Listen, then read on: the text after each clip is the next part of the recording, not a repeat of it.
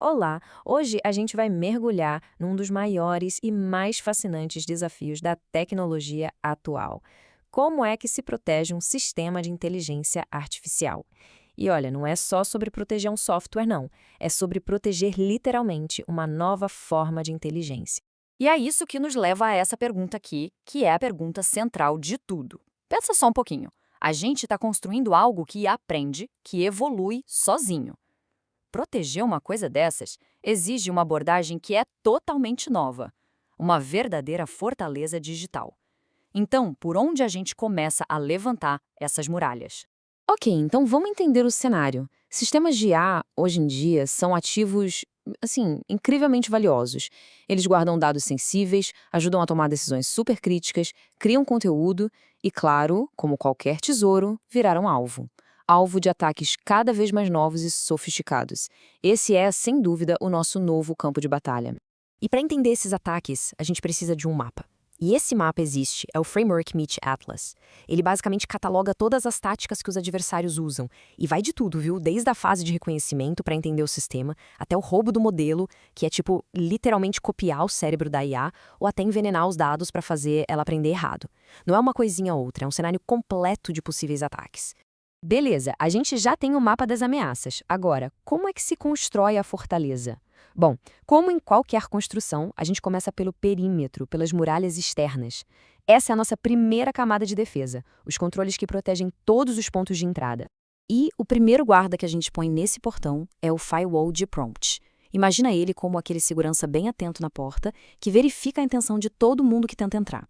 Ele analisa cada comando, cada prompt, para bloquear tentativas de ataque, como injeção de prompt ou o famoso jailbreaking, que é basicamente tentar convencer a IA a quebrar as próprias regras.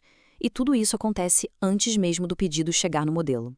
Logo depois, a gente tem que pensar nos limites de taxa e de tokens. A analogia aqui é perfeita, é como racionar comida e água durante um cerco a um castelo. A gente limita a frequência e o tamanho dos pedidos que um usuário pode fazer. Para quê? Para evitar que uma pessoa só ou um ataque sobrecarregue o sistema e derrube tudo. É uma defesa essencial contra os ataques de negação de serviço. E a ideia aqui é sempre pensar em defesa em camadas, sabe? Uma camada depois da outra. Então, além do firewall e dos limites, a gente adiciona outras coisas. Cotas de dados, para controlar o volume de informação que entra. Limites de modalidade, que é, por exemplo, não permitir que enviem imagens ou arquivos, só texto.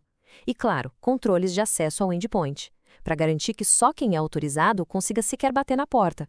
Pronto, as muralhas externas estão de pé.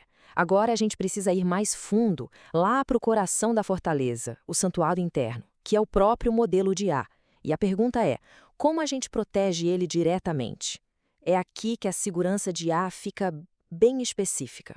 E para entender esses controles do modelo, primeiro a gente tem que separar duas coisas bem diferentes. De um lado, tem o prompt de sistema. Pensa nele como se fosse a constituição da IA, sabe? As regras de ouro, a personalidade dela. Do outro lado, tem o prompt de usuário, que é, bom, o que qualquer um pode digitar. É totalmente imprevisível, pode ser super criativo ou malicioso. O grande desafio é fazer o prompt do usuário sempre obedecer à constituição do sistema. E é exatamente aí que entram os tais guardrails do modelo. Eles são, na prática, as leis que governam o comportamento da IA. São eles que garantem que ela não vai gerar conteúdo perigoso, que não vai vazar informação confidencial, nem fazer algo que foi proibido. É como se fosse a consciência programada da nossa fortaleza digital. Tá, mas na prática, como é que a gente aplica essas leis a uma entrada de usuário que pode ser completamente caótica? Uma das melhores ferramentas para isso são os templates de prompt. Eles funcionam quase como um formulário, que força o que o usuário escreveu a se encaixar numa estrutura que a gente já sabe que é segura. Olha só como funciona na prática. Passo 1. O sistema recebe o pedido do usuário. Algo simples, tipo, traduz esse texto aqui. Ao invés de mandar isso direto para o modelo, o sistema faz o passo 2. Ele aplica um template.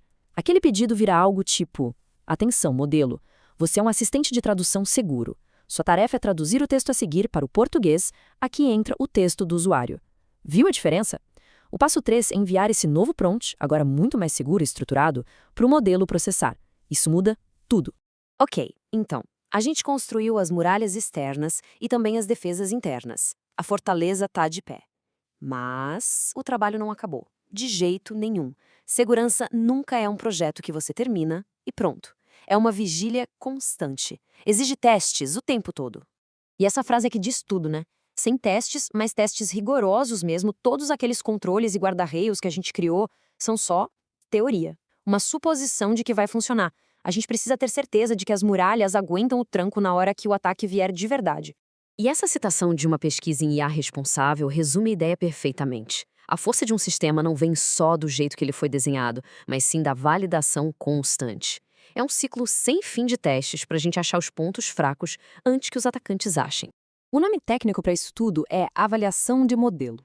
É nessa fase que a gente faz os nossos exercícios de guerra, as simulações de ataque, as inspeções na nossa fortaleza.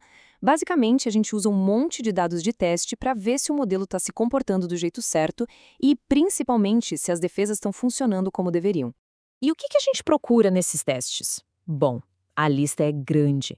A gente está caçando vulnerabilidades de segurança, tentando descobrir se tem como burlar um guarda-rio. A gente está de olho em vieses ou qualquer questão de justiça. Estamos procurando por falhas, brechas, qualquer coisa que possa dar errado.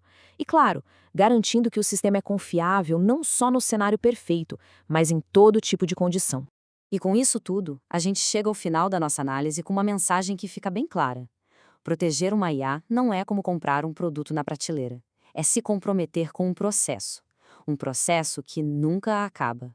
Vamos recapitular rapidinho.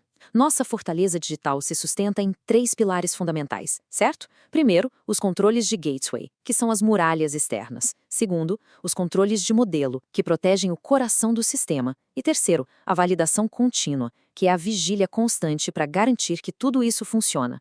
Então, a grande lição é essa. Segurança em IA é um ciclo. É um processo contínuo. A gente defende, monitora o que está acontecendo lá fora, aprende com as tentativas de ataque e adapta as nossas defesas. É quase uma corrida armamentista. E a nossa maior aliada nessa corrida é a vigilância constante. E tudo isso nos deixa com essa pergunta que fica para o futuro. O campo de batalha, a gente sabe, está sempre mudando. As táticas de ataque de amanhã vão ser ainda mais inteligentes. Então a questão não é se as nossas fortalezas vão precisar mudar. A questão é como elas vão mudar e, principalmente, quão rápido a gente vai conseguir se adaptar. Valeu por acompanhar a gente nessa análise.